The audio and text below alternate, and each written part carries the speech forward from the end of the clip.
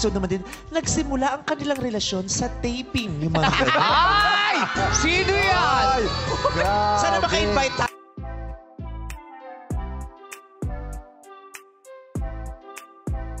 Usap-usapan ang tila pambubuking ni Vice Ganda na nagsimula ang relasyon ni Kim Chiu at Paolo Avellino sa taping ng isa sa mga serye ni Kim at Paolo. Sa latest episode nga ng It's Showtime sa segment na Especially For You, ay muling naging bunot ni Meme Vice si Kim Chiu. Habang binabasa nga ni Kim ang kanyang spills ay napansin ni Meme Vice ang pagiging malambot ng aktres.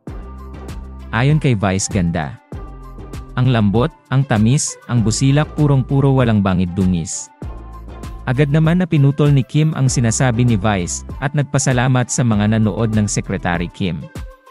Akala naman ng aktres ay makakalusot na siya sa kanyang mga kasamahan sa It's Showtime. Hanggang sa ginatungan na nina Vong at Jong ang pangaasar ni Meme Vice kay Kim Chiu. Ayon kay Vong, batiin mo siya nanonood siya ngayon. Ayon naman kay Jong, dati ang nakakasama ni Kim ang Pao, ngayon naman Kim Pao. Sa pagkakataon nga na to ay dito na tila binuking ni Vice Ganda kung paano nagsimula ang relasyon ni Kim at Paolo. Ayon kay Vice, sana magka-episode tayo na nagsimula ang kanilang relasyon sa taping, sana maka-invite tayo ng ganon parang celebrity edition.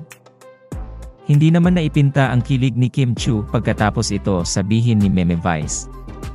Maging ang madlang people sa studio ay halos magkandahiyawan sa kilig. Dahil naman sa sinabi na ito ni Vice ay marami ang nag-iisip ngayon kung salin lang o sa Secretary Kim ang tinutukoy ng komedyante. Matatandaan kasi na 2 taping ng serye ang pinagsamahan ni Kim Chiu at Paolo Avellino. Gayunpaman waiting na lang talaga ang Kim Pao kung kailan aamin sina Kim Chiu at Paolo Avellino.